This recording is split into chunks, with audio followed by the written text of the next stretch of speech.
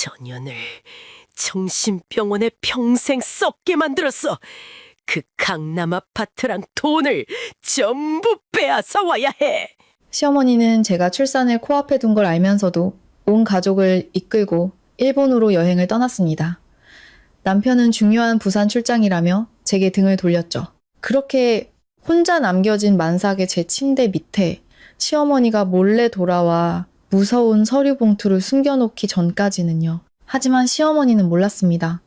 제가 그 모든 계획을 눈치채고 그 치명적인 봉투를 낡은 신문지로 채운 가짜와 바꿔치기 했다는 사실을 말입니다. 며칠 후 여행에서 돌아온 시어머니는 그토록 원하던 장손을 보겠다는 탐욕에 눈이 멀어 제 친정집으로 득달같이 달려왔습니다. 하지만 그곳에서 그녀를 기다리고 있던 것은 귀한 손주가 아닌 그녀의 모든 죄를 만천하에 밝힐 서슬퍼런 복수극의 시작이었습니다. 과연 이 악독한 시어머니의 최후는 어떻게 될까요? 저희 평안한 노년 채널 구독과 좋아요를 눌러주시고 지금 바로 그 통쾌한 결말을 확인해 보세요. 본문. 네. 안녕하세요. 평안한 노년과 함께 해주시는 구독자 여러분. 오늘 들려드릴 이야기는 출산 임박한 며느리를 버려두고 여행 간 시어머니, 몰래 침대 밑에 끔찍한 물건을 숨겼다가 제 꾀에 빠져 파멸한 사연입니다. 사람들은 호랑이도 제 새끼는 잡아먹지 않는다고들 하죠. 그런데 제 시어머니는 제가 진통으로 괴로워하는 바로 그 순간에 저를 정신병원에 쳐넣기 위해 가짜 정신감정 소견서를 손에 쥐고 있었습니다. 결혼 전 제가 모은 돈과 예단비로 마련한 강남의 아파트와 예금이 억 원을 모두 빼앗기 위해서였습니다. 제 명의로 되어 있던 우리 부부의 피땀 어린 재산을 말입니다. 푹푹 찌는 서울의 한여름 더위는 남산만 한 배를 안고 있는 제 마지막 남은 기력마저 쥐어짜는 듯 했습니다. 저는 거실 바닥에 주저앉아 소파에 등을 기댔습니다. 코끼리 다리처럼 퉁퉁 부은 두 발은 감각조차 무뎌져 종아리부터 허리까지 찌르는 듯한 통증이 이어졌습니다. 언제나 아늑했던 우리 신혼집은 오늘따라 유난히 풋하고 서늘하게 느껴졌습니다. 창밖에는 먹구름이 몰려와 늦은 오후에 햇살을 집어삼켰고 이내 세찬 소나기가 베란다 창문을 미친 듯이 두들기며 소란스러운 소리를 만들어냈습니다. 불과 2시간 전만 해도 남편 지윤 씨가 이곳에 있었습니다. 그는 황급히 캐리어를 끌며 여권과 비행기표를 확인하느라 중얼거렸습니다. 제 출산 예정일을 코앞에 두고 부산으로 출장을 떠나는 남편의 뒷모습을 보자 말로 다 할 수 없는 서러움이 목구멍까지 차올랐습니다. 저는 그의 옷소매를 붙잡고 떨리는 목소리로 말했습니다. 몸이 좋지 않고 배가 자꾸 뭉치는 것 같으니 회사에 말해서 출장 일정을 며칠만 미루면 안 되겠냐고요. 하지만 지윤 씨는 제 손을 뿌리치며 역정을 냈습니다. 그의 눈에는 초조함과 숨길 수 없는 야망이 번뜩였습니다. 이번 프로젝트는 부사장 승진이 걸린 절호의 기회라며 이걸 놓치면 몇 년간의 노력이 물거품이 된다고 했습니다. 그러면서 쓸데없는 생각 말고 어머니가 오셔서 돌봐주시기로 했으니 무슨 일 있으면 전화 한 통만 하면 된다고 저를 안심시켰습니다. 저는 엘리베이터 너머로 사라지는 남편의 뒷모습을 보며 하염없이 눈물을 흘렸습니다. 이 집의 커튼 색깔부터 베란다의 작은 화분 하나까지 모두 제 손길이 닿은 곳인데 정작 제가 남편을 가장 필요로 하는 순간에 그는 자신의 경력을 선택했습니다. 창밖의 빗소리는 점점 더 거세졌습니다. 저는 눈을 감고 심호흡하며 뱃속의 아기를 진정시키려 애썼습니다. 아가야, 무서워하지 마. 엄마가 여기 있잖니. 저는 휴대폰을 들어 시어머니 김혜숙 여사에게 전화를 걸었습니다. 언제쯤 오시는지 여쭤보려고요. 오늘 아침 남편이 집에 있을 때 시어머니는 전화를 걸어 며느리 몸보신 시켜줄 음식을 잔뜩 준비해서 곧 가겠다고 약속했었습니다. 사실 저는 시어머니와 성격이 잘 맞지 않았습니다. 그녀는 예리하고 기가 세며 돈을 무엇보다 중요하게 여기는 사람이었기 때문입니다. 하지만 이런 상황에서 제게 다른 선택지는 없었습니다. 친정 부모님은 경기도 양평에 계셔서 오시려면 한참 걸렸고 한창 농사일로 바쁘신 부모님께 정말 위급한 상황이 아니면 폐를 끼치고 싶지 않았습니다. 그런데 이상하게도 3번이나 연달아 전화를 걸었지만 수화기 저편에서는 희망 없는 통화 연결음만 길게 울릴 뿐이었습니다. 오시는 길이라 전화를 못 받으시나? 저는 스스로를 위로하며 무거운 몸을 이끌고 부엌으로 갔습니다. 간단히 라면이라도 끓여 먹을 생각이었죠. 닫지 않은 부엌 창문으로 서늘한 비바람이 들이쳤고 하얀 벽으로 둘러싸인 공간 속에서 극심한 고독감이 저를 덮쳤습니다. 문득 갓 결혼했던 신혼 초의 날들이 떠올랐습니다. 그때만 해도 지훈 씨는 저를 끔찍이 아끼고 걱정해줬습니다. 언제부터 이 집이 이렇게 텅 비고 사람의 마음이 이토록 차가워진 걸까요? 바로 그때 아랫배에서 찌르는 듯한 통증이 다시 한번 느껴졌습니다. 저는 깜짝 놀라 들고 있던 젓가락을 바닥에 떨어뜨렸습니다. 혹시 진통이 시작된 걸까? 저는 급히 식탁을 붙잡고 고통이 지나가기를 기다렸습니다. 만약 오늘 밤 진통이 시작된다면, 만약 시어머니가 오시지 않는다면, 만약 이 비를 뚫고 혼자 택시를 타고 병원에 가야 한다면, 머릿속에 온갖 끔찍한 상상들이 스쳐 지나갔습니다. 생각할수록 가슴이 답답해져 왔습니다. 저는 마치 끝이 보이지 않는 길 위에 홀로 서 있는 여행자 같았고, 가장 가까워야 할 가족들은 저 멀리 다른 곳에 서 있는 듯 했습니다. 제가 아파트에서 고통과 외로움에 몸부림치고 있을 무렵, 서울의 다른 한편에 있는 시어머니의 집은 잔칫날처럼 소란스러웠습니다. 저는 상상도 못했습니다. 아들이 부산행 비행기에 몸을 씻자마자 시어머니 역시 먼 곳으로 떠날 계획을 모두 맞춰두었다는 것을요. 김 여사는 거실 한복판에 서서 허리에 손을 얹고 사람들을 재촉했습니다. 시아버지를 비롯해 막내딸, 지혜, 그리고 시아주버님 내외와 어린 조카 2명까지 7명의 대가족 모두가 알록달록한 캐리어 옆에서 들떠 있었습니다. 그들은 김 여사가 지난달에 몰래 예약해둔 3박 4일 일본 여행을 떠나기 위해 공항으로 갈 채비를 하고 있었습니다. 철없고 게으른 시누이 지혜가 거울을 보며 화장을 고치다 애교 섞인 목소리로 물었습니다. 엄마, 새언니 갑자기 애 낳으면 어쩌려고 온 가족이 다 가? 김 여사는 입술을 삐죽이며 금반지를 잔뜩 낀 손을 휘저었습니다. 요즘은 의사들이 다 알아서 해준다며 병원에만 들어가면 끝이라고 대수롭지 않게 말했습니다. 자기가 집에 있어봐야 며느리 비명 지르는 소리나 듣고 머리만 아플 뿐이라면서요. 심지어 여행 가서 머리나 식히고 와야지 애 낳는 거 구경하다간 화병만 얻는다는 기가 막힌 말까지 덧붙였습니다. 평생 아내 말에 한마디 토도 달지 못하고 살아온 유약한 시아버지는 만삭의 며느리에 대한 일말의 걱정도 없이 조용히 짐을 챙겨 차로 향했습니다. 시아주버님 가족도 마찬가지였습니다. 그들의 관심사는 오직 일본에 가서 무엇을 사고 어떤 맛있는 음식을 먹을지에 쏠려 있었습니다. 그들 가문의 피를 이어받은 생명을 품고 있는 저는 그 누구의 기억 속에도 없었습니다. 시어머니의 잔인함은 저를 버려두는 것에서 그치지 않았습니다. 모두가 짐을 싣고 차에 오르려 할 때 그녀는 갑자기 걸음을 멈췄습니다. 집에 두고 온 게 있다며 먼저들 가 있으라고 말했죠. 김 여사는 집 안으로 다시 들어갔지만 자기 방이 아닌 거실 구석의 장식장으로 향했습니다.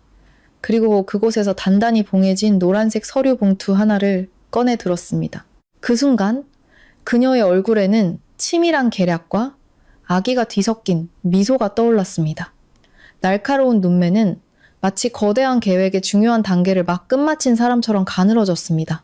그녀는 서류 봉투를 핸드백에 쑤셔 넣고는 서둘러 가족들을 뒤따라가는 척 골목을 나섰습니다. 하지만 가족들의 시야에서 벗어나자마자 그녀는 다른 택시를 잡아타고 제가 있는 강남 아파트로 방향을 돌렸습니다. 가족들에게는 급한 일이 생겨 비행기 표를 늦췄으니 먼저 가라고, 자기는 나중에 공항으로 바로 가겠다고 둘러댄 뒤였습니다. 그들의 웃음소리는 밖에서 내리는 빗소리마저 삼켜버릴 듯 했습니다. 가족을 태운 택시는 무심함을 가득 싣고 골목을 빠져나갔습니다. 그리고 김 여사는 마치 비밀을 품은 사람처럼 핸드백을 꽉 끌어안은 채 다른 방향으로 사라졌습니다. 저녁 8시쯤 빗줄기가 잦아들고 나뭇잎에 맺힌 물방울이 떨어지는 소리만 들릴 때였습니다. 문에서 도어록이 열리는 소리가 들렸습니다. 저는 시어머니가 오신 줄 알고 기쁜 마음에 몸을 일으켜 맞으러 나갔습니다. 예상대로 시어머니였지만 어딘가 무척 서두르는 모습이었습니다. 약속했던 죽이나 보양식은 없었고 어깨에는 작은 핸드백 하나만 걸치고 있었습니다. 그리고는 마치 죄 지은 사람처럼 주위를 두리번거렸습니다. 그녀는 집에 들어와 소파에 지쳐 누워있는 저를 보더니 혀를 차며 왜 방에 들어가 눕지 않고 바람 맞는 곳에 있냐고 타박했습니다. 지훈 씨가 떠나서 잠시 들렀는데 갑자기 양평에 급한 일이 생겨 오늘 밤에 바로 내려가 봐야 한다고 했습니다. 그녀는 우물쭈물 말하며 시선은 계속해서 집안을 훑다가 우리 부부의 침실에 멈췄습니다. 저는 뭔가 이상하다고 느꼈습니다. 평소 목소리가 크고 당당하던 분이 오늘따라 왜 이렇게 불안해 보일까요? 그녀는 제게 가만히 있으라며 침실에 가서 베개를 가져다 주겠다고 했습니다. 말을 마친 그녀는 재빨리 우리 침실로 들어갔습니다. 거실에 앉아있던 저는 불길한 예감에 휩싸였습니다. 여자의 직감, 특히 엄마가 될 사람의 직감은 무서울 정도로 예민했습니다. 침실에서 무언가 바스락거리는 소리, 그리고 침대 매트리스를 살짝 들었다가 조심스럽게 내려놓는 소리가 들렸습니다. 베개 하나 가져오는데 왜 매트리스를 들춰야 하는 걸까요? 잠시 후 김 여사는 조금은 평온을 되찾은 얼굴로 나왔지만 여전히 서두르는 기색은 감추지 못했습니다. 나 이제 가볼게. 밤에 문단속 잘하고 무슨 일 있으면 이웃에 연락하거나 알아서 택시 타고 병원 가. 시골 가면 언제 올라올지 몰라. 저는 닫히는 문 너머로 사라지는 그녀의 뒷모습을 보며 거대한 의구심에 휩싸였습니다. 시골에 간다면서 왜 저렇게 잔뜩 꾸민 걸까요? 새빨간 립스틱에 굽 높은 구두까지. 무언가 잘못되었다는 불길한 예감이 저를 더욱더 재촉했습니다. 저는 벽을 짚고 천천히 침실로 들어갔습니다. 방은 그대로였습니다. 우리의 웨딩 사진이 걸려 있고 연한 하늘색 침구가 덮인 침대가 있었습니다. 저는 방금 소리가 났던 침대 머리맡으로 다가갔습니다. 허리를 숙여 온 힘을 다해 매트리스 한쪽을 들어 올렸습니다. 그리고 그 순간 심장이 맺는 듯 했습니다. 매트리스 깊숙한 곳, 제가 늘 눕는 바로 그 자리에 짙은 노란색의 서류 봉투가 놓여 있었습니다. 저는 떨리는 손으로 그것을 꺼내 들었습니다. 봉투에는 보내는 사람도 주소도 없이 테이프로 단단히 밀봉되어 있었습니다. 대체 시어머니는 왜 떠나기 직전에 이런 것을 제 침대 밑에 몰래 숨겨야만 했을까요? 혹시 남편이 말했던 절에 다녀오면 주시던 그런 부적 같은 걸까요? 하지만 부적이라면 왜 직접 주지 않았을까요? 왜 도둑처럼 숨겨야만 했을까요? 저는 봉투를 손에 쥐었습니다. 안에는 빳빳한 종이 몇 장이 들어있는 것이 느껴졌고 막연한 두려움이 제 마음을 사로잡았습니다. 당장 뜯어보고 싶었지만 손이 덜덜 떨려 마음대로 움직여지지 않았습니다. 저는 침대 가장자리에 앉아 마치 숨어있는 괴물을 보듯 그 봉투를 뚫어지게 쳐다봤습니다. 마음속 깊은 곳에서 저것을 여는 순간 제 인생은 다시는 이전처럼 평온할 수 없으리라는 것을 직감했습니다. 저는 침대 위에서 멍하니 앉아 있었습니다. 노란 봉투는 마치 천근만근의 돌덩이처럼 제 마음을 짓눌렀습니다. 머릿속에는 수많은 질문이 맴돌았습니다. 시어머니는 대체 무슨 짓을 하려는 걸까? 왜 이렇게까지 비밀스럽게 행동해야만 했을까? 만약 제가 우연히 그 소리를 듣지 못했다면 저는 모든 일이 벌어진 후에야 이 물건의 존재를 알게 되었을지도 모릅니다. 저는 봉투를 한번 그리고 창밖을 한번 쳐다봤습니다. 짙은 어둠이 도시를 감싸고 있었습니다. 그때 대담한 생각이 머리를 스쳤습니다. 시어머니가 이걸 숨겼다는 것은 제가 알기를 원치 않는다는 뜻입니다. 그리고 만약 저를 해칠 의도였다면 이대로 앉아서 당할 수만은 없습니다. 저는 일어나 거실 구석에 낡은 신문지 더미로 향했습니다. 누렇게 변한 신문지 몇 장을 골라 봉투 안에 서류 크기에 맞게 가위로 잘랐습니다. 그리고 제가 서랍 속에 항상 준비해두던 똑같은 노란 봉투에 그 신문지들을 넣었습니다. 저는 시어머니가 했던 방식 그대로 테이프를 이용해 가짜 봉투를 꼼꼼하게 밀봉했습니다. 그러고는 다시 침실로 돌아와 매트리스를 들고 낡은 신문지가 든 가짜 봉투를 원래 있던 자리에 그대로 두었습니다. 모든 일을 마치자 저는 숨을 헐떡였습니다. 온몸은 식은땀으로 흠뻑 젖었습니다. 그때 이전보다 훨씬 더 격렬한 통증이 배를 찔렀습니다. 저는 더 이상 이곳에 단 1분도 머물 수 없다는 것을 깨달았습니다. 한때는 아늑한 보금자리였던 이 집은 이제 저를 노리는 위험한 덫이 되어버렸습니다. 저는 서둘러 제 옷 몇 벌과 미리 준비해둔 신생아 용품을 작은 가방에 챙겨 넣었습니다. 눈에 띄지 않기 위해 짐은 최소한으로 줄였습니다. 진짜 서류 봉투를 핸드백에 넣고 집문을 단단히 잠근 뒤 천천히 복도로 나섰습니다. 한 걸음 한 걸음 내딛는 것이 고문처럼 느껴졌지만 이곳을 탈출해야 한다는 의지가 제게 힘을 주었습니다. 아파트 1층으로 내려와 택시를 불렀습니다. 택시기사님은 제 만삭의 배를 보고는 혹시 병원에 가는 길이냐고 다급하게 물었습니다.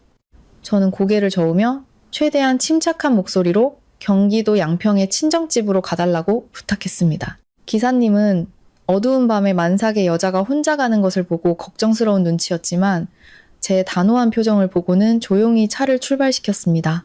택시는 도시의 불빛을 뒤로 하고 어둠 속으로 달려나갔습니다. 저는 뒷좌석에 앉아 핸드백을 꼭 껴안고 창밖을 바라봤습니다. 헤드라이트 불빛 아래로 농가 밭이 보이기 시작했고 열린 창틈으로 흙냄새와 벼 익는 냄새가 들어왔습니다. 마음이 이상하게 편안해졌습니다. 앞으로 무슨 일이 닥치든 저는 뱃속의 아이를 반드시 지켜내야만 합니다. 친정집 대문 앞에 도착했을 때 현관에서 새어나오는 따뜻한 노란 불빛이 보였습니다. 아버지는 마루에 앉아 차를 드시고 계셨고 어머니는 내일 아침 시장에 내다 팔 채소를 다듬고 계셨습니다. 한밤중에 만삭의 딸이 가방 하나 들고 나타나자 부모님은 소스라치게 놀라며 달려 나오셨습니다. 어머니의 걱정 가득한 얼굴을 보자 하루 종일 억눌렀던 모든 서름과 두려움이 한꺼번에 터져 나왔습니다. 저는 어린아이처럼 어머니 품에 안겨 울음을 터뜨렸습니다. 제 손에는 여전히 시어머니의 끔찍한 비밀이 담긴 핸드백이 굳게 들려 있었습니다. 어머니의 부축을 받아 집에 들어가 따뜻한 생강차 한 잔을 마시고 나서야 저는 겨우 진정하고 핸드백을 열 용기를 냈습니다. 부모님은 걱정과 의문이 가득한 얼굴로 제 맞은편에 앉으셨습니다.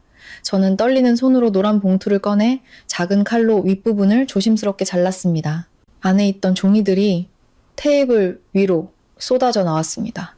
가장 먼저 눈에 들어온 것은 평안개인의원이라는 이름의 병원에서 발급한 확인서였습니다. 거기에는 제 이름 서윤주 1995년생이라고 선명하게 적혀 있었습니다. 하지만 진단명 항목을 본 순간 온몸의 피가 차갑게 식었습니다. 망상형 조현병, 산전우울증, 산후우울증, 고위험군으로 자신과 타인에게 위험한 행동을 할 가능성 있음, 감정 조절 장애 소견, 지속적인 관찰 및 추가 감정 요망. 아래에는 병원의 빨간 직인과 생전 처음 들어보는 의사의 서명이 찍혀 있었습니다. 어머니는 그 종이를 들고 몇 번이고 다시 읽으시더니 떨리는 목소리로 물으셨습니다. 이게 대체 무슨 소리냐? 누가 너더러 미쳤다고? 이런 걸. 저는 대답할 수 없었습니다. 목이 꽉 메어왔습니다. 저는 두 번째 서류를 펼쳤습니다. 그것은 재산관리 포기 각서였습니다. 내용은 이랬습니다. 본인은 불안정한 정신건강상의 이유로 현재 거주 중인 강남 아파트의 소유권과 예금이억 원에 대한 모든 권리를 시어머니 김혜숙에게 위임하여 관리하게 함. 심지어 제가 출산 후 장기 치료를 받게 될 경우 시어머니가 저를 대신하여 아이를 양육하는 것에 동의한다는 조항까지 있었습니다. 저는 경악을 금치 못했습니다. 이것은 단순한 오해가 아니었습니다. 이것은 믿을 수 없을 만큼 치밀하고 잔인하게 계획된 음모였습니다. 김혜숙은 제가 아이를 낳자마자 저를 정신병원에 보내 우리 부부가 그동안 피땀 흘려 모은 모든 재산을 가로챌 계획이었던 것입니다. 심지어 제가 10달 동안 품고 낳은 아이까지 빼앗으려 했습니다. 남편의 갑작스러운 출장과 시댁 식구들의 일본 여행은 결코 우연이 아니었습니다. 그들은 제가 집에 혼자 남도록 모든 상황을 만들어 놓은 것이었습니다. 그리고는 제가 미쳐 날뛰는 듯한 연극을 꾸며 이 서류들을 증거로 저를 정신병원에 보내는 것을 합법화하려 했던 것입니다. 조잡하게 위조된 병원의 직인을 보니 그들이 이 일을 아주 오래전부터 준비해왔다는 것을 알 수 있었습니다. 두려움을 압도하는 분노가 제 안에서 치밀어 올랐습니다. 저는 평생을 정직하게 살아오신 부모님이 사돈의 악랄함에 경악하는 모습을 보았습니다. 아버지는 주먹으로 테이블을 내리치셨습니다. 마른 폭음이 울려 퍼졌습니다. 이런 짐승만도 못한 것들. 어떻게 며느리를 스디로 몰아넣고 재산을 빼앗을 생각을 해. 어머니는 저를 끌어안고 흐느끼셨습니다. 내 딸 불쌍해서 어쩌나. 어쩌다 그런 호랑이 굴에 제 발로 들어갔을꼬. 저는 손안의 서류들을 꽉 쥐었습니다. 제 눈빛은 서늘하게 변했습니다. 저는 더 이상 순종적이고 나약한 아내가 아니었습니다. 이 순간부터 저는 싸워야만 했습니다. 그들의 목적을 결코 이루게 두지 않을 것입니다. 이 서류들은 제게 내려진 사형 선고가 아니라 법의 심판대 앞에서 그들의 추악한 민낯을 벗겨낼 강철 같은 증거가 될 것입니다. 저는 제 배를 내려다보며 아이에게 속삭였습니다. 아가야, 걱정 마. 엄마가 우리 둘 누구도 해치지 못하게 할 거야. 시골의 밤은 귀뚜라미 소리와 천장 선풍기 소리만이 들릴 뿐 이상할 정도로 고요했습니다. 위조된 정신감정서와 재산 포기 각서의 내용을 다시 한번 꼼꼼히 읽어본 후 저는 한여름의 무더위에도 불구하고 온몸이 오싹해지는 것을 느꼈습니다. 아버지는 제 옆에 앉아 계셨습니다. 담뱃대를 손에 쥐고 계셨지만 불은 붙이지 않으셨죠. 분노로 충혈된 아버지의 눈이 번뜩였습니다. 어머니는 계속해서 흐느끼셨습니다. 수건을 어깨에 걸치고 저와 제 만삭의 배를 번갈아 보시며 가슴 아파하셨습니다. 저는 어떻게든 정신을 똑바로 차리고 모든 상황을 정리하려 애썼습니다.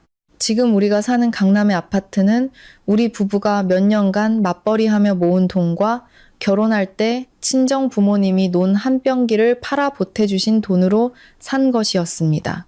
2억 원의 예금 역시 제가 밤낮으로 온라인 쇼핑몰을 운영하며 악착같이 모은 피 같은 돈이었습니다. 그런데 늘 입만 열면 이니에지를 떠들던 시어머니 김혜숙이 그 모든 것을 가장 비열하고 잔인한 방법으로 빼앗으려 하고 있었습니다. 각서를 자세히 보니 내용은 아주 전문적으로 작성되어 있었습니다. 제가 조현병을 앓고 있어 비정상적인 행동을 자주 하므로 곧 태어날 아이의 재산을 보호하기 위해 모든 자산을 시어머니에게 자발적으로 양도한다는 내용이 강조되어 있었습니다. 가장 소름 끼치는 부분은 만약 제가 정신병원에서 치료를 거부하거나 반항할 경우 시어머니가 제게 가해지는 모든 의학적 처치에 대한 전권을 갖는다는 조항이었습니다. 이것은 제 자유와 생명에 대한 사형 선고나 다름없었습니다. 어머니는 제 손을 잡고 떨리는 목소리로 물으셨습니다. 내 남편 지훈이는 대체 왜 제 어미가 이런 천벌받을 짓을 하는 걸 가만히 보고만 있는 게냐? 원래는 착하고 싹싹한 아이였는데 저는 씁쓸하게 고개를 저을 수밖에 없었습니다. 지훈 씨는 변한 게 아니었습니다. 그의 유약함과 승진에 대한 야망이 그를 악의 조력자로 만든 것입니다. 그가 제 출산 직전에 출장을 간 것은 바빠서가 아니었습니다. 시어머니가 이 끔찍한 연극을 실행할 때 자신은 현장에 없었다는 알리바이를 만들기 위함이었습니다. 추악한 일은 어머니가 총대를 매게 하고 자신은 깨끗한 손으로 승진 가도를 달리려 했던 것입니다. 한참을 침묵하시던 아버지가 입을 여셨습니다. 목소리는 낮고 단호했습니다. 걱정 말고 여기서 몸조리하라고 하셨습니다. 우리 집이 가난해도 너희 모자 박 굶길 일은 없다고요. 그리고 이 나라에는 아직 법이 살아있으니 저런 악당들이 날뛰게 놔둘 수는 없다고 단언하셨습니다. 어머니에게는 내일 아침 일찍 경찰서에서 근무하는 먼 친척 아저씨에게 연락해 고소 절차를 알아보라고 이르셨습니다. 저는 테이블 위에 놓인 휴대폰을 보았습니다. 남편이나 시댁 식구들에게서는 단 한 통의 문자나 전화도 와 있지 않았습니다. 그들은 지금쯤 일본에서 파티를 즐기며 제 고통 위에서 웃고 떠들고 있겠죠. 아마 제가 아파트에 누워 노란 봉투를 끌어안고 병에 대한 공포로 울고 있을 거라고 철석같이 믿고 있을 겁니다. 제가 이미 그 덫을 빠져나왔다는 사실은 꿈에도 모른 채 말입니다. 탐욕이 그들의 눈을 멀게 한 것입니다. 그들은 벼랑 끝에 몰린 어미가 새끼를 지키기 위해 얼마나 강해질 수 있는지를 잊고 있었습니다. 저는 그 서류들을 챙겨 아버지의 낡은 서류 가방 깊숙이 넣었습니다. 힘든 싸움이 되겠지만 저는 두렵지 않았습니다. 제 곁에는 가족이 있고 진실이 제 편이니까요. 김혜숙은 저를 정신병원에 보내고 재산을 빼앗고 싶어 했죠. 그렇다면 어디 한번 기다려 보시지. 배신과 잔인함의 대가가 얼마나 큰 것인지 제가 똑똑히 보여줄 테니까. 새벽 2시쯤 진통이 더욱 심해졌습니다. 배가 단단하게 뭉치고 허리부터 시작된 살을 애는 듯한 고통이 배 전체로 퍼져나갔습니다. 몸을 일으켜 어머니를 부르려던 순간 따뜻한 액체가 다리 사이로 흘러내리는 것이 느껴졌습니다. 양수가 터진 것이었습니다. 엄마, 고통에 목소리가 갈라져 나왔습니다. 잠이 얕으셨던 어머니는 제 목소리를 듣자마자 벌떡 일어나 불을 켜고 달려오셨습니다. 아버지도 잠에서 깨셨습니다. 아버지는 서둘러 낡은 오토바이를 마당으로 끌어내 면 보건소에 연락하고 군 병원에 구급차를 부르러 달려나가셨습니다. 시골의 밤은 칠흑같이 어두웠고 대나무 숲을 스치는 바람 소리만이 윙윙거렸습니다. 어머니는 따뜻한 물을 준비하시며 제 등을 쓸어주셨습니다. 숨을 깊게 쉬어라, 마음을 편안하게 가져야 아기가 쉽게 나온단다. 비상용 등유 램프, 불빛 아래 비친 어머니의 주름진 얼굴을 보니 코끝이 시큰해졌습니다. 만약 오늘 밤 제가 서울에 있었다면, 만약 이곳으로 도망쳐오지 못했다면, 저는 차가운 벽으로 둘러싸인 그곳에서 이 모든 고통을 홀로 감당해야 했을 겁니다. 어머니는 제 손을 꽉 잡아주셨습니다. 어머니의 거친 손 마디마디에서 강한 생명력이 전해져 오는 듯 했습니다. 저는 아기를 위해, 그리고 제 자신을 위해 버텨야 한다고 다짐했습니다. 제가 쓰러지면 저 악당들이 원하는 대로 되고 말 테니깐요. 진통의 간격은 점점 짧아졌습니다. 누군가 칼로 제 살을 도려내는 듯한 고통이었습니다. 저는 부모님을 더 걱정시키지 않으려고 입술을 깨물며 신음소리를 참았습니다. 30분쯤 지났을까? 아버지가 미리 연락해둔 군 병원의 구급차가 도착했습니다. 의사와 간호사들이 신속하게 저를 차에 태웠습니다. 어머니는 미리 준비해둔 신생아 가방을 들고 따라오셨습니다. 차에 오르기 전 어머니는 아버지께 집을 잘 부탁한다며 소식이 있으면 바로 전화하겠다고 당부하셨습니다. 구급차의 경광등이 쉴 새 없이 번쩍였습니다. 저는 들것에 누워 창밖으로 빠르게 스쳐 지나가는 가로수를 바라보았습니다. 뱃속에서 아기의 심장 소리가 세차게 들려왔습니다. 마치 아기도 엄마와 함께 세상에 나오기 위해 안간힘을 쓰는 것 같았습니다. 분만실에 들어서자 소독약 냄새와 눈부신 조명에 정신이 아찔했습니다. 의사는 자궁문이 6cm 열렸다며 바로 분만을 준비해야 한다고 말했습니다. 어머니는 문 밖에서 기다리셔야 했습니다. 작은 유리창 너머로 안절부절 못하며 두 손을 모으고 기도하는 어머니의 모습이 보였습니다. 폭풍 같은 고통 속에서도 이상하게 마음이 평온해졌습니다. 저는 더 이상 남편도 악독한 시어머니도 생각하지 않았습니다. 오직 제 마음속에는 아기와 강하게 피어나는 생명력 뿐이었습니다. 숨 막히는 진통이 제 모든 기력을 앗아갔습니다. 땀이 비 오듯 흘러 머리카락을 적셨습니다. 의사 선생님이 계속해서 저를 격려했습니다. 조금만 더 힘내세요. 아기 머리가 보여요? 저는 마지막 남은 힘을 쥐었자 모든 정신과 사랑을 마지막 숨에 실었습니다. 그 순간 몸이 갑자기 가벼워지는 느낌과 함께 응애, 응애 하는 우렁찬 울음소리가 분만실을 가득 채웠습니다. 저는 안도의 한숨을 내쉬었고 행복의 눈물이 뺨을 타고 흘러내렸습니다. 제 아이가 저를 진심으로 사랑해주는 사람들 곁에서 거짓과 기만이 없는 이곳에서 태어난 것입니다. 의사 선생님이 아기를 제게 가까이 데려왔습니다. 붉은 피부에 까만 머리카락, 작은 손을 허공에 휘젓고 있는 예쁜 딸이었습니다. 아이를 보는 순간 지난 며칠간 겪었던 모든 고통과 굴욕이 눈 녹듯 사라졌습니다.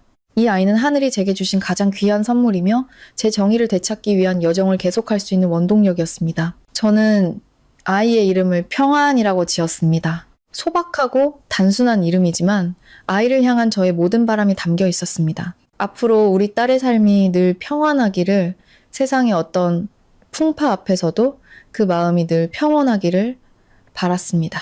저는 부귀영화를 바라지 않았습니다. 그저 우리 아이가 시댁 식구들이 오래전에 잃어버린 진심과 선량함 속에서 살아가기를 바랄 뿐이었습니다. 평안이는 제 품에 안겨 얌전히 잠들어 있었습니다. 작은 입술을 오물거리는 모습이 마치 좋은 꿈을 꾸는 듯 했습니다. 어머니는 손녀를 보며 눈물을 참지 못하셨습니다. 오뚝한 코는 엄마를 닮았고 까맣고 깊은 눈은 외할아버지를 쏙 빼닮았다고 하셨습니다. 아버지도 아침 일찍 병원으로 오셨습니다. 침대 옆에 서서 거친 손으로 손녀의 작은 발을 조심스럽게 만져보셨습니다. 아이가 참 영리해 보인다며 나중에 분명 똑똑하고 강인한 여성으로 자랄 거라고 말씀하셨습니다. 시골의 작은 병실은 따뜻한 가족의 온기로 가득했습니다. 다른 환자를 병문안 온 이웃 주민들도 제가 출산한 것을 보고는 귤 몇 개와 우유 한 상자를 건네며 축하해 주셨습니다. 시골 인심이란 그런 것이었습니다. 물질적으로는 풍족하지 않아도 정은 언제나 넘쳐 흘렀습니다. 이 광경을 보니 온갖 모략으로 가득했던 서울의 그 현대적인 아파트가 떠올라 목이 메었습니다. 그곳에는 에어컨도 고급 마루도 온갖 편의시설도 다 있었지만 인정이라는 거는 없었습니다. 며칠간 병원에 있는 동안 저는 아이를 돌보며 앞으로의 계획을 세웠습니다. 며칠 뒤 시댁 식구들이 여행에서 돌아오면은 진짜 폭풍이 시작될 것을 알고 있었습니다. 그들은 저를 찾을 것이고 제가 봉투를 바꿔치기 한 사실을 알게 될 것이며 결코 저를 가만두지 않을 것입니다. 저는 잠든 평안이를 보며 스스로에게 다짐했습니다. 더 강해져야 한다고. 이것은 단순히 돈과 집을 위한 싸움이 아니었습니다. 가장 중요한 것은 제가 엄마로서 이 아이를 깨끗하고 올바른 환경에서 키울 권리를 지켜내는 것이었습니다. 어머니는 제게 족발을 푹 고아 끓인 미역국과 텃밭에서 갓 뜯어온 향긋한 나물 반찬을 해주셨습니다. 많이 먹어야 젖도 잘 돌고 적군과 싸울 힘도 생긴다고 하셨습니다. 어머니는 그들을 적군이라고 불렀습니다. 어머니 말이 맞았습니다. 그들이 기만으로 제게 전쟁을 선포했으니 저는 진실과 법으로 맞서 싸울 것입니다. 저는 아버지께 평안의원이라는 곳에 대해 알아봐 달라고 부탁했습니다. 아버지는 읍내에 그런 이름을 가진 작은 의원이 하나 있는데 그 원장이 시어머니의 젊은 시절 친구였다고 말씀하셨습니다. 모든 퍼즐 조각이 하나씩 맞춰지기 시작했습니다. 저는 병원 창밖을 바라보았습니다. 새로운 하루의 아침 햇살이 나뭇잎 사이로 스며들고 있었습니다. 저와 평안이의 새로운 인생도 바로 이곳에서 시작되고 있었습니다. 저는 더 이상 남편 말만 믿고 집안일만 돌보던 어리석은 여자가 아니었습니다. 저는 엄마가 되었고 그 천직은 저를 전사로 만들었습니다. 배고플 때마다 우는 평안이의 울음소리는 단 한 걸음도 물러서서는 안 된다는 것을 제게 일깨워 주었습니다. 제가 출산한 지 사흘째 되던 날 계속 무음으로 해두었던 휴대폰이 미친 듯이 진동하기 시작했습니다. 화면에는 박지훈이라는 이름이 떠 있었습니다. 저는 심호흡을 한번 하고 어머니께 조용히 해달라는 신호를 보낸 뒤 통화 버튼을 눌렀습니다. 수화기 너머로 들려오는 남편의 목소리는 매우 소란스러웠습니다. 아마 부산의 어느 시끄러운 술집에서 프로젝트 성공을 축하하는 파티에 참석 중인 듯 했습니다. 지훈 씨는 의례적인 말투로 물었습니다. 애는 낳았어? 몸은 괜찮고? 일이 너무 바빠서 자주 연락하지 못했다며 어머니가 곁에서 돌봐주시니 걱정 말라고 했습니다. 그 위선적인 목소리에 구역질이 났습니다. 저는 아무렇지 않은 척 아직 낳지 않았고 집에서 쉬고 있다고 대답했습니다. 그가 언제까지 연극을 할지 보고 싶었습니다. 몇 마디 안부를 묻던 지훈 씨는 본론으로 들어갔습니다. 어머니가 주신 부적 봉투는 잘 갖고 있지? 베개나 매트리스 밑에 둬야 효험이 있다고 하셨는데 잘 보관했어? 저는 쓴 웃음을 지었습니다. 이것이 바로 덫이 잘 놓였는지 확인하는 그들의 방식이었던 것입니다. 저는 어머니가 다녀가셨고 그 봉투는 가장 안전한 곳에 잘 뒀어요. 걱정 말아요 라고 대답했습니다. 제 말을 듣자 지훈 씨의 목소리는 눈에 띄게 안심하고 밝아졌습니다.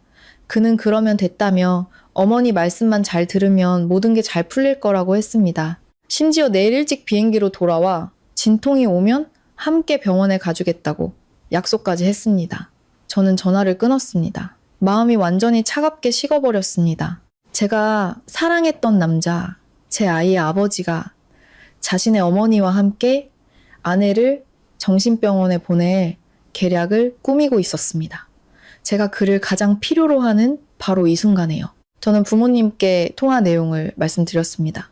아버지는 한숨을 쉬며 세상에 어쩌면 저렇게 배은망덕한 인간이 있냐고 하셨습니다.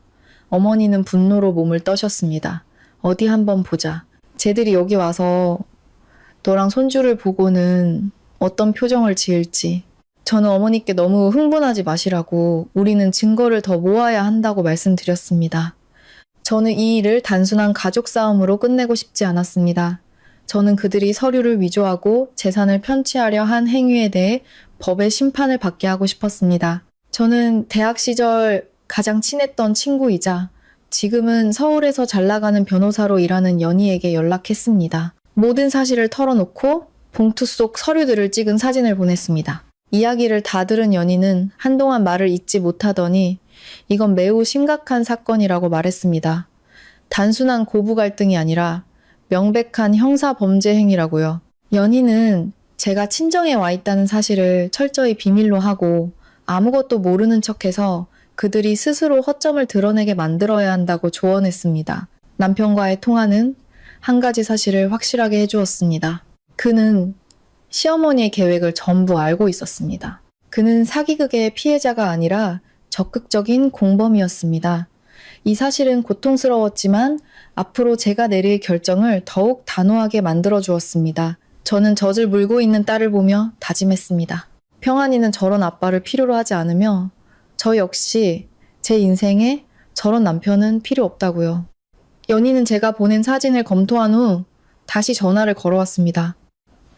첫 번째 단계는 평안 의원의 법적 실체와 감정서에 서명한 의사의 신원을 확인하는 것이라고 했습니다.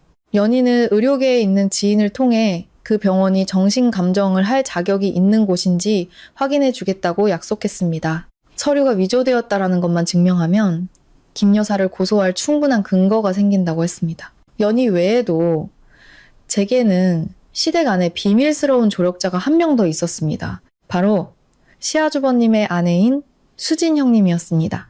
형님은 마음이 여리고 착한 분으로 친정이 가난하다는 이유로 오랫동안 시어머니에게 무시당하며 살아왔습니다. 시어머니는 늘 형님을 저와 비교하며 구박했고 그 때문에 동서지간인 저희 사이도 조금 서먹했습니다. 하지만 저는 형님이 양심적인 사람이라는 것을 알고 있었습니다. 저는 비밀 메신저 앱을 통해 형님께 여행은 잘 다녀오셨는지 안부를 물었습니다. 형님은 곧바로 답장을 보내왔습니다. 온 가족이 공항에서 집으로 가는 중이라고 했습니다. 메시지에 담긴 형님의 목소리는 매우 불안해 보였습니다. 형님은 여행 가기 전날 밤 우연히 시어머니 방을 지나가다가 시어머니가 시누이 지혜와 나누는 대화를 엿들었다고 했습니다. 제가 출산하자마자 저를 경기도 외곽의 한 정신병원에 입원시킬 계획에 대해 이야기하고 있었다고요. 시어머니는 일이 잘 처리되면 지혜에게 외제차 한 대 사줄 큰 돈을 주겠다고 약속까지 했다고 합니다. 형님은 너무 무서웠지만 시어머니가 집에서 쫓아낼까봐 누구에게도 말하지 못했다고 했습니다. 제게 조심하라며 당분간 어디론가 피신해 있으라고 당부했습니다. 형님의 메시지를 읽으니 그 호랑이 굴 속에서도 제 편이 되어주는 사람이 있다는 사실에 마음이 따뜻해졌습니다. 저는 형님께 감사 인사를 전하고 집에 돌아간 뒤 시어머니와 남편의 동태를 살펴봐 달라고 부탁했습니다. 형님은 흔쾌히 동의했습니다. 자기도 이런 비인간적인 행태는 더 이상 참을 수 없다고 했습니다.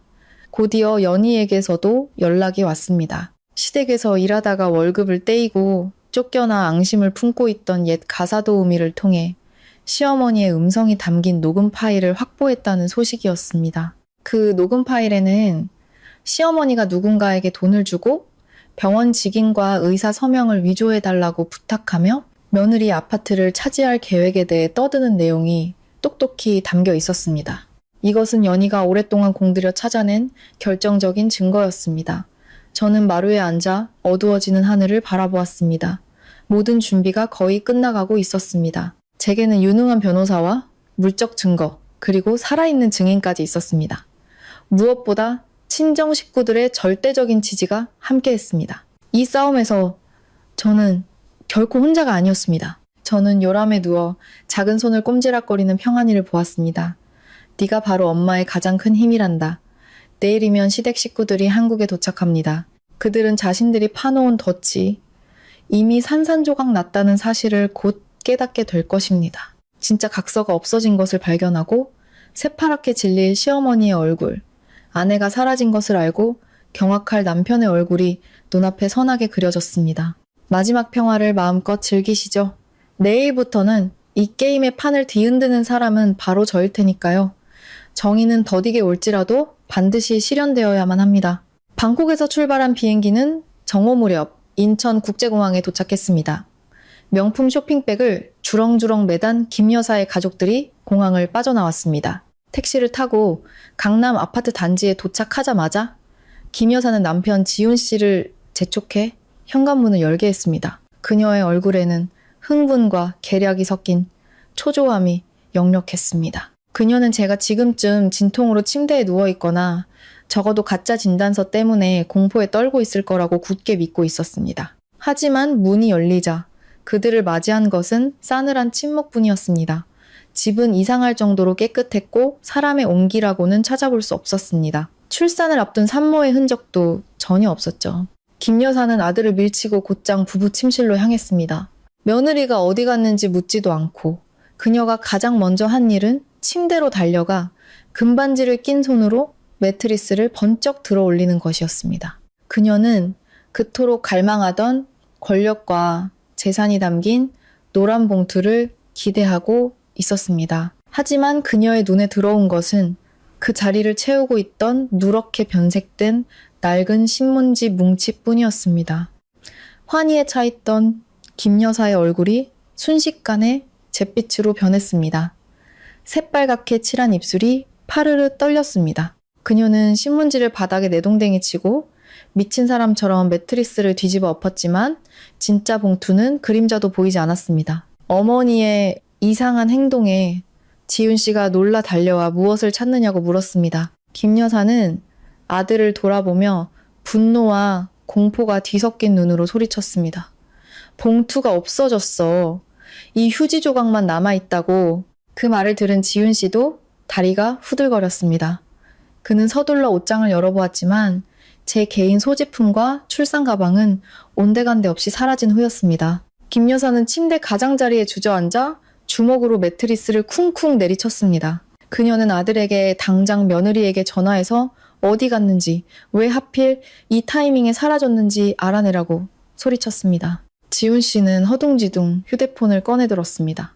손이 어찌나 떨리는지 몇 번이나 번호를 잘못 누른 후에야 겨우 제게 전화를 걸 수 있었습니다. 하지만 그에게 돌아온 것은 전원이 꺼져 있어 라는 기계적인 안내 음성 뿐이었습니다. 제 침묵은 그들 가족의 오만한 자신감에 찬물을 끼얹는 것과 같았습니다. 그들은 자신들이 덫에 몰아넣으려던 사냥감이 이미 멀리 도망쳤을 뿐만 아니라 가장 중요한 팩까지 바꿔치기 했다는 사실을 깨닫기 시작했습니다.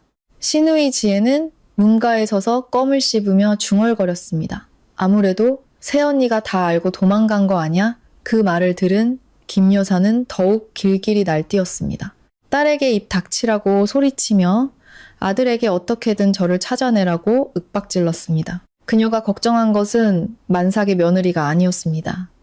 그녀는 그 봉투가 제 손에 있다는 사실을 두려워하고 있었습니다. 만약 그 서류들이 공권력의 손에 들어간다면 감옥이나 정신병원에 가야 할 사람은 제가 아니라 바로 자기 자신이었기 때문입니다. 그날 오후 내내 여행의 피로를 풀어야 할 집은 의심과 공포의 전쟁터가 되었습니다. 지훈 씨는 제 친구들과 직장 동료들에게까지 전화를 돌렸지만 제 행방을 아는 사람은 아무도 없었습니다. 찾을수록 김 여사는 더욱 공황 상태에 빠졌습니다. 그녀는 바닥에 주저앉아 집에 복 없는 셔누리를 들여 이 모양이 꼴이 되었다고 한탄했습니다. 하지만 그녀의 마음속 깊은 곳에서는 진짜 공포가 싹트고 있었습니다. 그녀는 자신이 그동안 순하고 착하다고 얕보았던 며느리를 완전히 잘못 판단했다는 것을 깨달았습니다. 다음날 아침 가족 모두가 저를 찾지 못해 팽팽한 긴장감 속에서 어쩔 줄 몰라 하고 있을 때 지훈 씨의 업무용 메신저로 낯선 메시지 하나가 도착했습니다. 그것은 병원 신생아실 투명 요람에 누워있는 뽀얗고 통통한 남자 아기 사진이었습니다. 그리고 옛 직장 동료가 보낸 짧은 메시지가 함께 있었습니다. 박지훈 팀장, 아빠 된 거 축하해.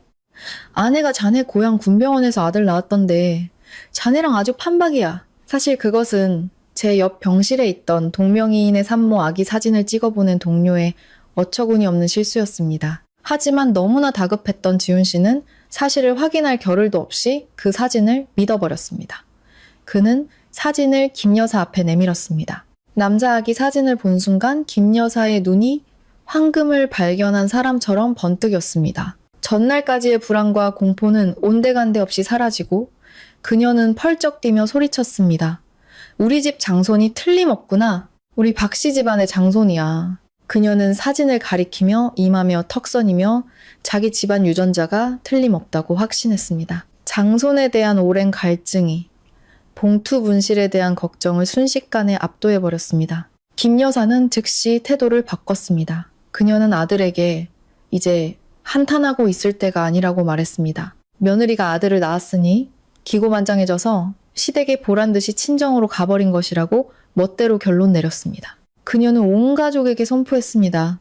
당장 며느리의 친정으로 가서 황금 덩어리를 모셔와야 한다고.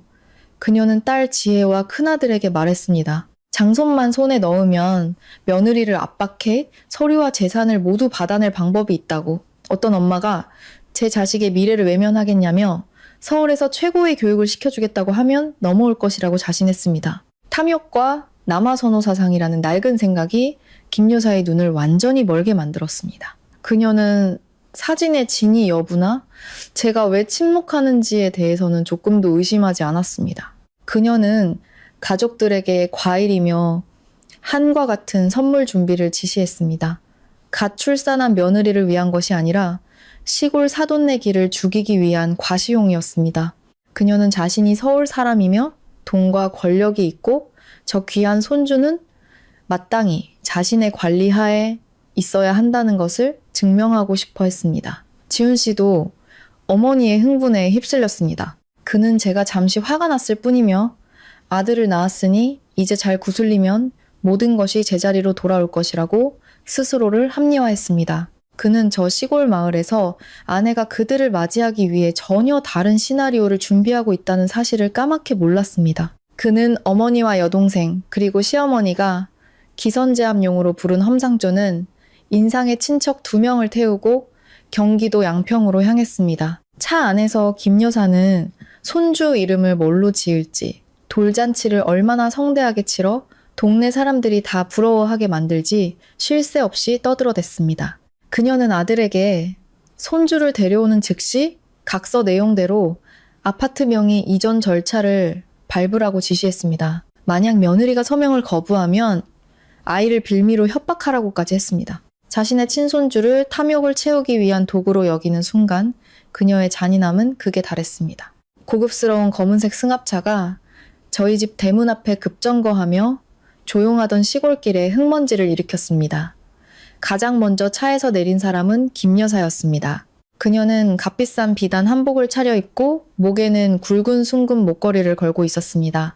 얼굴에는 살기가 가득했지만 입가에는 억지 비웃음을 걸고 있었죠. 그 뒤로 남편 지훈 씨와 시누이 지혜 그리고 사람을 잡아먹을 듯한 험상궂은 인상의 남자 2명이 내렸습니다. 김 여사는 주인이 나오기를 기다리지도 않고 멋대로 대문을 밀치고 마당으로 들어섰습니다. 그녀의 날카로운 목소리가 울려 퍼졌습니다. 사돈 어른들 어디 계십니까? 며느리가 손주를 낳았으면 시댁에 알려야지. 어떻게 이렇게 먼 곳까지 직접 오게 만드십니까? 마당에서 평상에 앉아 계시던 아버지는 그 광경을 보고도 태연하게 일어나 옷의 먼지를 털고는 그들을 집 안으로 안내했습니다. 아버지의 얼굴에는 그들의 행패에 대한 두려움이나 당황한 기색이 전혀 없었습니다. 저 문 너머 방 안에서 딸인 제가 모든 준비를 마쳤다는 것을 알고 계셨기 때문입니다. 거실로 들어서자마자 김 여사는 자리에 앉지도 않고 방을 향해 손가락질하며 소리쳤습니다. 사부인, 우리 귀한 장손, 어서 안아다 주시오. 박씨 집안의 손주는 박씨 집안 사람들이 데려가 키워야 한다며 이런 시골 촌구석에서 어떻게 아이가 제대로 크겠냐고 막말을 퍼부었습니다. 어머니는 김 여사를 연민 가득한 눈으로 쳐다보며 말했습니다. 사부인, 일단 진정하시고 윤주가 산후조리 중이라 힘드니 천천히 이야기합시다. 옆에 서 있던 신우이 지혜도 거들었습니다. 새언니는 대체 어떻게 처신하기에 온 가족을 이렇게 걱정시켜? 손주는 또 금덩이라도 되는 양 꽁꽁 숨겨두고 말이야. 지혜는 오빠에게까지 소리쳤습니다. 오빠도 너무 착하게 굴지 마. 어서 들어가서 아들 데리고 나와. 저러다 친정에서 아주 뺏어가겠다. 평화롭던 시골집은 순식간에 그들의 모욕적인 언사와 오만한 태도로 숨이 막힐 지경이 되었습니다. 그들은 친정을 무시하다 못해 사람으로서 지켜야 할 최소한의 예의조차 버린 듯 했습니다. 함께 온 두 남자는 집안을 어슬렁거리며 마치 빚받으러 온 사람들처럼 이방저방을 기웃거렸습니다. 아버지는 여전히 인내심을 잃지 않으셨습니다. 일단 차 한잔 하면서 이야기로 풀자고 하셨습니다. 하지만 김 여사는 찻잔을 손으로 밀쳐버렸고 뜨거운 차가 테이블 위로 쏟아졌습니다. 차 마시러 온 거 아닙니다. 손주 데리러 왔고 전현이랑 단판 지으러 왔소. 그녀는 만약 손주를 내놓지 않으면 친정에서 아이를 유괴했다고 경찰에 신고하겠다고 으름장을 놓았습니다. 방 안에서 그 뻔뻔한 목소리를 듣고 있자니 역겨움이 치밀어 올랐습니다. 저는 품에 안은 평안이를 꼭 끌어안고 아이의 젖냄새를 맡으며 용기를 냈습니다. 마주해야 할 시간이 왔습니다. 더 이상 부모님이 저들 앞에서 수모를 겪게 할 수는 없었습니다. 저는 자리에서 일어나 아이의 기저귀를 고쳐주고 천천히 방문을 열고 밖으로 나갔습니다. 거실에 있던 모든 시선이 제게로 쏠렸습니다. 시끄럽던 고함 소리가 거짓말처럼 촤고 죽음 같은 침묵이 흘렀습니다. 제가 나타나자 지윤 씨가 다가와 제 손을 잡으려 했지만 저는 그의 손길을 피해 뒤로 물러섰습니다. 그의 얼굴에는 피곤한 기색이 역력했지만 눈빛에는 여전히 계산적인 빛이 감돌았습니다. 그는 제게 출산이 힘들었냐고 묻지도 혼자 내버려 둔 것에 대해 사과하지도 않았습니다. 그가 내뱉은 첫 마디는 이것이었습니다. 윤주야, 너무 이기적으로 굴지 마. 어머니는 손주가 너무 보고 싶어서 마음이 급해서 그러신 거야. 어른 마음을 좀 헤아려 드려. 그는 서울로 돌아가면 훨씬 더 좋은 의료 환경이 있다며 이미 아이를 위해 최고급 산후조리원도 예약해놨다고 저를 설득했습니다. 그러면서 그 부적 봉투가 마음에 안 들면 어머니께 다시 가져가시라고 하겠다며 우선은 어머니 말씀대로 아이를 안고 집으로 돌아가자고 했습니다. 한때는 한 이불을 덮고 자던 남편을 보니 그가 너무나 한심하고 비참하게 느껴졌습니다. 그는 어머니와 아내 사이에서 시시비비를 가리는 것이 아니라 아내를 어머니의 악행 앞에 굴복시키려 하고 있었습니다. 저는 그의 눈을 똑바로 쳐다보며 물었습니다. 당신 어머니가 나한테 무슨 짓을 하려고 했는지 정말 몰라요? 지훈 씨는 제 시선을 피하며 말했습니다. 지난 일은 잊어. 이제 아이가 태어났으니 아이를 위해 살아야지. 그는 심지어 어머니가 그런 일을 꾸민 것도 다 우리 아이를 위해 재산을 지켜주려 한 것이라며 제가 산후우울증으로 재산을 탕진할까봐 걱정하셨다는 말까지 했습니다. 그의 변명을 들을수록 그가 어머니의 범죄의 완벽한 공범이라는 사실이 더욱 명확해졌습니다. 옆에 서 있던 김 여사는 아들이 답답했는지 길게 이야기할 것 없다며 소리쳤습니다. 그냥 들어가서 애를 뺏어와. 저렇게 말 안 듣는 계집한테 뭘 허락을 받고 있어. 그녀는 제게 삿대질하며 외쳤습니다. 네가 정신이 똑바로 박혔으면 당장 애 내놓고 서류에 마저 도장 찍어. 그러면 내가 살 길은 열어주지. 안 그러면 네가 미친년이라는 소문이 이 동네에 쫙 퍼지게 될 줄 알아. 남편의 유약함은 시어머니가 자신의 잔인한 본성을 마음껏 드러낼 수 있는 가장 튼튼한 방패였습니다. 지훈 씨는 두 손을 늘어뜨린 채 아내를 향한 어머니의 모욕을 막으려는 어떤 행동도 하지 않았습니다. 그는 시어머니와 그 일행들이 저를 위협적으로 몰아세우는 것을 그저 지켜만 보고 있었습니다. 심지어 김 여사가 제 품의 아이를 빼앗으려고 달려들자 그는 이렇게 말했습니다. 윤주야, 그냥 어머니께 한번 안겨드려. 해치지 않으실 거야. 저는 쓴웃음을 터뜨렸습니다. 남편이자 아이의 아버지라는 자에 대한 경멸이 담긴 웃음이었습니다. 저는 아이를 더 꽉 끌어안고 아버지 등 뒤로 물러섰습니다. 그리고 지훈 씨와 김 여사를 향해 말했습니다. 오늘부로 당신은 더 이상 내 남편이 아니고 저분도 내 시어머니가 아닙니다. 저는 이 집에서 한 발짝도 나가지 않을 것이며 이 아이는 결코 저 기만으로 가득 찬 집에 발을 들여놓지 않을 것이라고 선언했습니다. 제 단호한 태도에 지윤 씨는 얼어붙었고 김 여사는 벼랑 끝에 몰린 짐승처럼 날뛰기 시작했습니다. 그녀는 시장 바닥 잡배처럼 온갖 상스러운 욕설을 퍼붓기 시작했습니다. 김 여사는 제가 말을 듣지 않자 이성을 잃고 아이를 빼앗기 위해 달려들었습니다. 내 귀한 장손일이 내놔. 저는 침착하게 몸을 피한 뒤 아이를 감싸고 있던 겉사개를 천천히 풀었습니다. 그리고 김 여사의 얼굴을 똑바로 보며 강철처럼 단단하지만 지극히 평온한 목소리로 말했습니다. 똑똑히 보세요. 이 아이는 제 딸이고 우리 부모님의 외손녀입니다. 당신이 찾는 장소는 여기 없습니다. 김 여사는 그 자리에 얼어붙었습니다. 그녀의 눈은 터질 듯이 커졌습니다. 아이가 딸이라는 것을 확인한 순간 붉게 달아올랐던 얼굴이 잿빛으로 변했습니다. 지훈 씨가 보여줬던 남자 아기 사진은 어처구니 없는 착각이었던 것입니다. 실망감은 시댁 식구들 모두의 얼굴에 역력했습니다. 김 여사는 더듬거리며 말했습니다. 말도 안 돼. 분명 아들이라고 했는데 저는 비웃으며 말했습니다. 하늘이 무심치 않으셔서 당신 같은 할머니 손에 아들이 자라게 두지 않으셨나 보죠. 거기서 멈추지 않았습니다. 저는 평안이를 어머니 품에 안겨드리고 품속에서 서류 뭉치와 작은 녹음기 하나를 꺼냈습니다. 저는 평안 의원의 직인이 찍힌 서류를 모두의 눈앞에 들어 올렸습니다. 이거 알아보시겠어요, 어머님? 이게 바로 어머님이 일본 가시기 전에 제 침대 밑에 몰래 숨겨두고 가신 선물입니다. 저는 쥐 죽은 듯 조용한 거실에서 위조된 정신감정서와 재산 포기각서의 내용을 한 글자 한 글자 똑똑히 읽어내려갔습니다. 김 여사의 얼굴이 새하얗게 질렸습니다.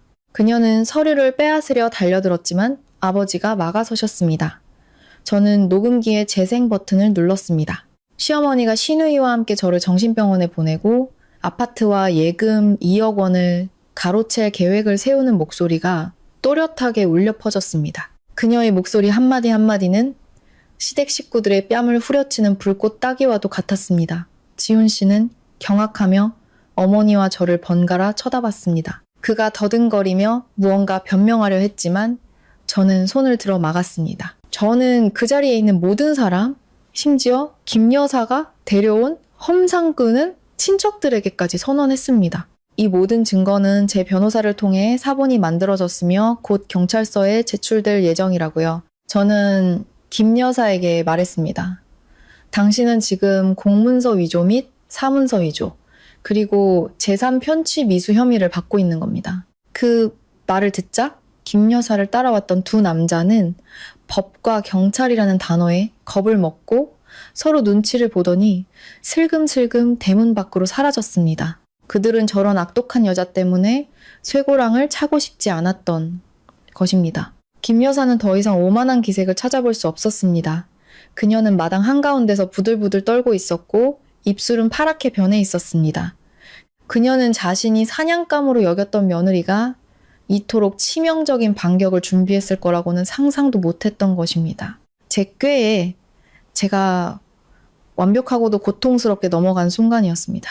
재산을 빼앗으려던 그녀의 계획은 처참하게 실패했을 뿐만 아니라 이제는 감옥에 갈 위기에 처하게 된 것입니다. 저는 그녀를 보며 통쾌함보다는 돈과 헛된 가치에 목숨을 건한 인간에 대한 깊은 혐오감을 느꼈습니다. 그때 아버지가 동네 이장님께 빌려온 확성기 소리가 마당에 크게 울려 퍼졌습니다. 저는 친구 연희에게 부탁해 녹음 파일의 잡음을 제거하고 시어머니의 목소리가 가장 선명하게 들리도록 편집해 두었습니다. 그녀가 시누이와 함께 저를 정신병원에 보낼 계획을 세우고 제가 사라지면 아파트를 자기 명의로 돌릴 것이며 남편은 슬퍼하는 척 연기할 거라는 내용까지 모든 것이 공개적으로 방송되었습니다. 조용하던 시골 마을에 큰일이 났다는 소문이 퍼지자 동네 사람들이 저희 집 대문 앞을 가득 메웠습니다.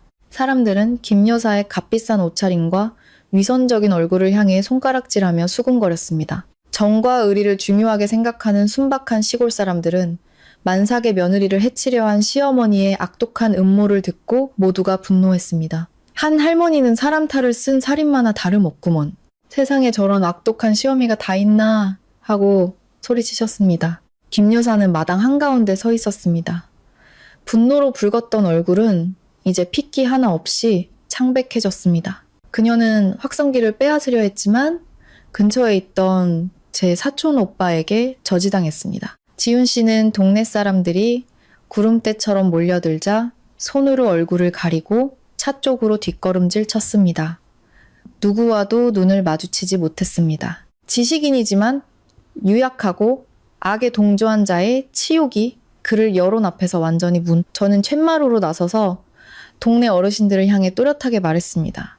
저는 박씨 집안의 며느리였습니다. 하지만 오늘 이 인연을 제 손으로 끊어내고자 합니다. 저는 위조된 서류 뭉치를 이장님께 보여드리며 시어머니가 재산을 빼앗기 위해 사설병원과 짜고 멀쩡한 사람을 정신병자로 만든 사실을 명확히 설명했습니다. 이야기를 들은 마을 사람들의 분노는 더욱 거세졌습니다. 당장 경찰에 신고해서 저런 사람은 사회에서 격리해야 한다는 목소리가 터져 나왔습니다. 김 여사는 더 이상 소리 지를 힘도 없는 듯 했습니다. 이건 우리 집안일이야. 당신들이 상관할 바 아니오. 라고 중얼거렸지만 그녀의 목소리는 분노한 군중의 함성 속에 묻혀버렸습니다. 아까까지 기세등등하던 신우이 지혜는 이제 겁에 질려 오빠 등 뒤에 숨어 얼굴이 새파랗게 변해 있었습니다. 진실은 백일하에 드러났고 그들이 변명하거나 부인할 수 있는 틈은 조금도 남아있지 않았습니다. 그 광경을 보며 제 마음은 오히려 가벼워졌습니다. 저는 더 이상 남편을 버린 여자라는 세상의 손가락질을 두려워하지 않았습니다. 왜냐하면 지금 세상은 제 편에, 정의의 편에 서 있었기 때문입니다. 아버지는 제 옆에 서서 제 손을 꽉 잡아주시며 잘했다고 말씀해 주시는 듯 했습니다. 헛된 체면을 중시하는 김 여사에게 여론의 심판은 그 어떤 물리적인 형벌보다 더 고통스러울 것이었습니다. 그들은 위세를 떨치고 손주를 빼앗으러 이곳에 왔지만 결국 온 마을 사람들의 경멸각과 외면 속에서 쫓겨나듯 돌아가야만 했습니다. 경찰관들이 도착해 질서를 유지하면서 사람들이 흩어진 후 저는 지훈 씨와 김 여사를 다시 집 안으로 불렀습니다. 이제 테이블 위에는 정이 담긴 찻잔 대신 제가 미리 준비해둔 이혼 서류가 놓여 있었습니다. 저는 서류를 지훈 씨 앞으로 밀며 당장 서명하라고 요구했습니다. 저는 그에게 말했습니다. 아내와 자식을 지키지 못하는 남편은 필요 없으며 평안이를 당신 같은 가족 밑에서 자라게 할 생각은 추호도 없다고요. 재산 문제에 대해서도 명확히 밝혔습니다. 아파트는 혼인 후 형성된 공동재산이므로 협의하에 분할하거나 법원의 판결에 따를 것이라고 했습니다.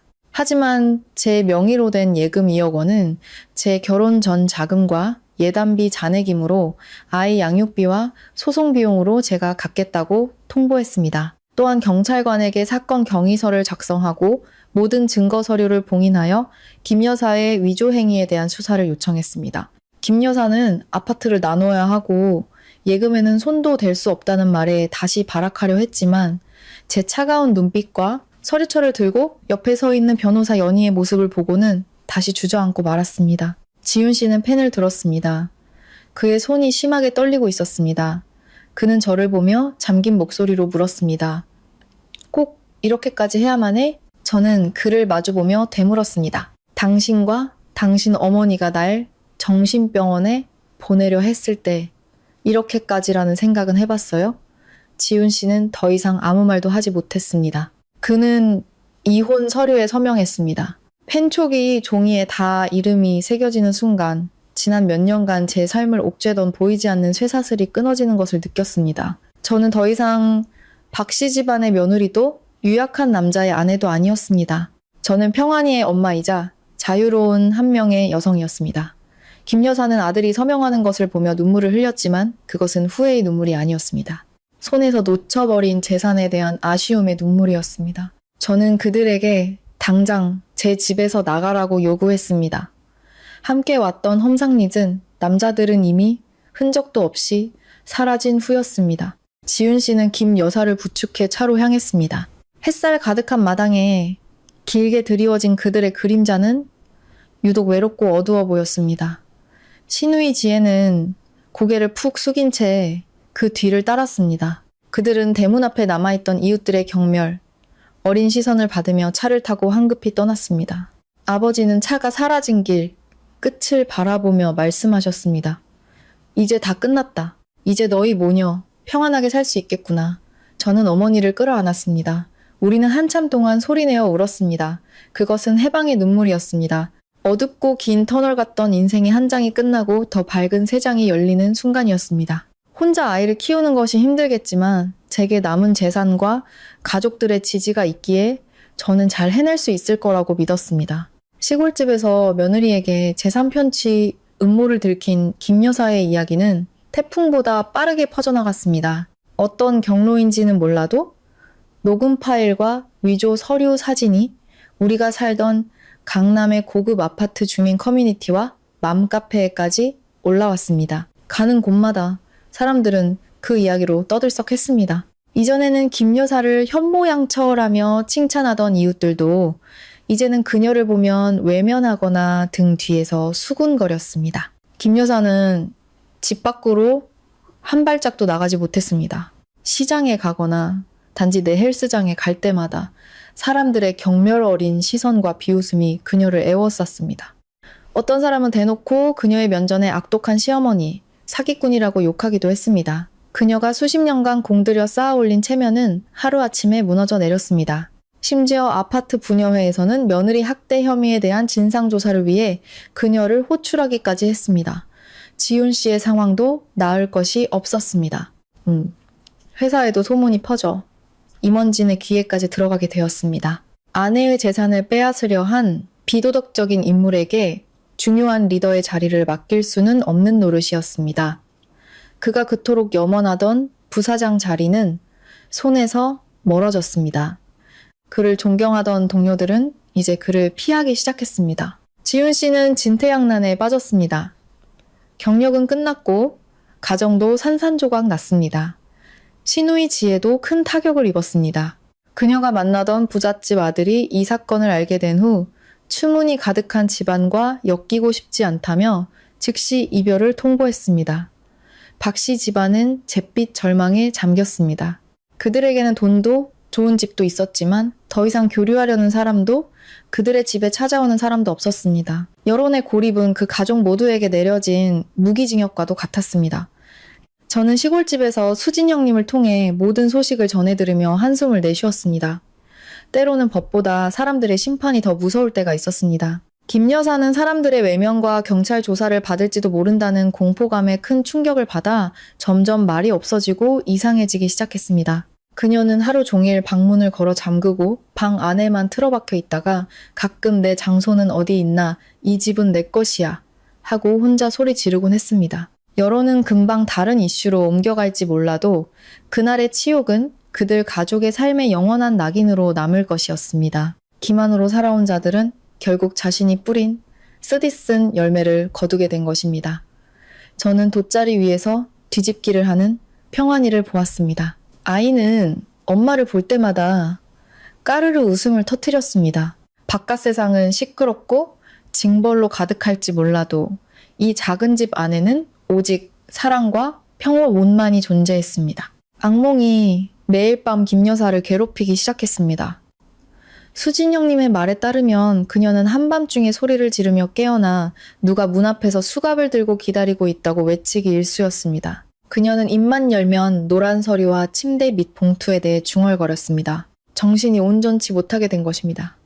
그녀는 어딜 가나 제가 서서 정신감정서를 손에 들고 자신을 비웃는 환영을 보았습니다. 김 여사는 이상 행동을 보이기 시작했습니다. 집에 있는 금반지와 목걸이를 전부 꺼내 몇 번이고 세어보다가 다시 옷장 밑이나 벽 틈새 같은 곳에 황급히 숨겼습니다. 그녀는 아들과 딸을 포함해 아무도 믿지 못했습니다. 그들이 자신의 금을 훔쳐가려 한다고 믿었습니다. 마치 자신이 제 재산을 훔치려 했던 것처럼요. 의심은 그녀를 극도의 방어와 공황 상태 속에서 살게 했습니다. 어떤 밤에는 아파트 베란다로 뛰쳐나가 윤주한테 집 돌려줘. 안 그러면 그 애가 와서 내 목을 조를 거야. 라며 아들의 이름을 부르며 울부짖었습니다. 지윤 씨가 어머니를 끌고 들어오려 하면 그녀는 아들까지 도둑놈이라고 부르며 핥히고 때렸습니다. 지훈 씨의 유약함은 더 이상 상황을 통제할 수 없게 만들었습니다. 결국 그는 어머니를 진짜 정신과 의사에게 데려갔고, 아이러니하게도 의사는 그녀가 극심한 스트레스와 강박관념으로 인한 정신질환을 앓고 있다고 진단했습니다. 김 여사의 방은 늘 칠흑같이 어두웠습니다. 그녀는 빛을 무서워했고 전화벨 소리에도 경기를 일으켰습니다. 누군가 경찰이나 정신병원이라는 단어만 꺼내도 몸을 웅크리고 침대 밑으로 기어들어가 숨었습니다. 그녀는 자신이 제게 파놓았던 덫에 스스로 빠져 정말로 미쳐버린 것입니다.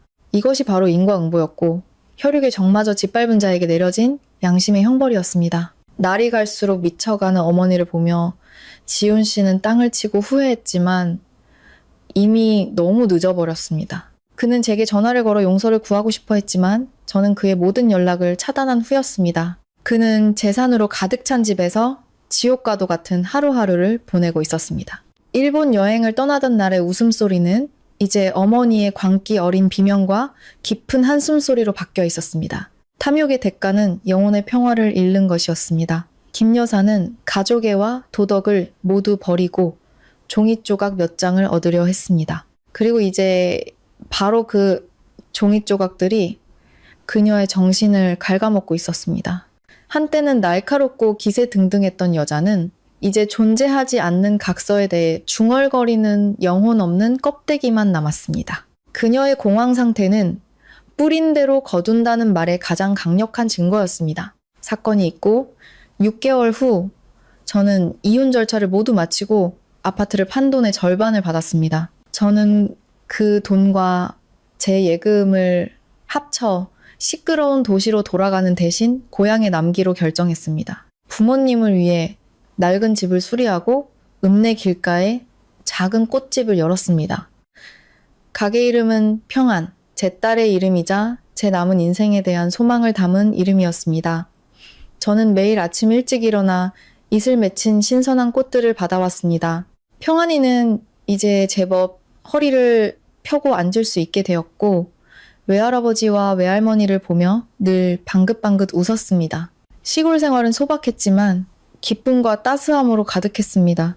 저는 더 이상 음모에 대해 걱정할 필요도 시댁의 비난이나 간섭에 맞설 필요도 없었습니다. 천근만근의 짐을 내려놓은 듯 마음이 편안해지고 젊어지는 기분이었습니다. 지훈 씨 가족의 소식은 간간히 들려왔습니다. 김 여사는 결국 정신병원에 정식으로 입원했다고 합니다. 그녀는 이제 아무도 알아보지 못하고 하루 종일 낡은 신문지를 접어 봉투 모양을 만들고는 베개 밑에 숨기는 행동을 반복한다고 했습니다.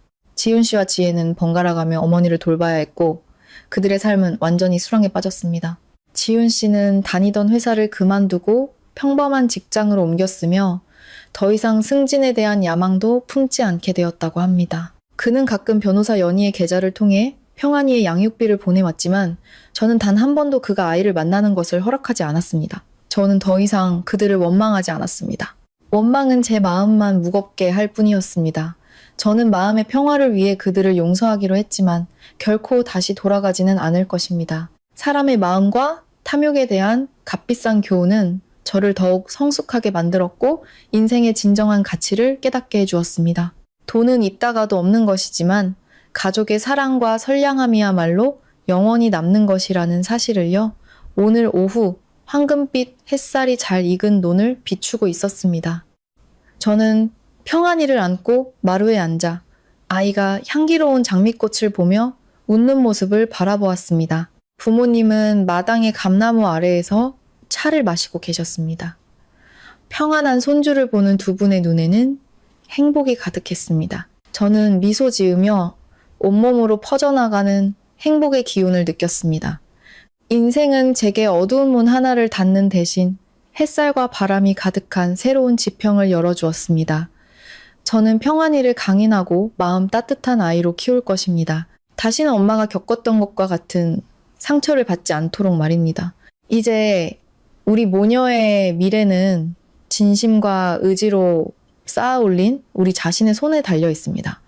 강남의 아파트와 위조된 서류에 대한 이야기는 이제 머나먼 과거가 되었습니다. 이곳에는 오직 끝없는 가족의 사랑과 제가 딸에게 지어준 이름처럼 평안한 삶만이 남아있을 뿐입니다. 오늘 이야기는 여기서 마치겠습니다. 지금까지 저희 평안한 노년을 시청해주시고 응원해주셔서 감사합니다. 여러분의 구독과 좋아요는 저희가 다음 이야기에서 더 많은 인생 이야기, 가족 이야기, 운명 이야기를 들려드릴 수 있는 가장 큰 원동력이 됩니다. 감사합니다.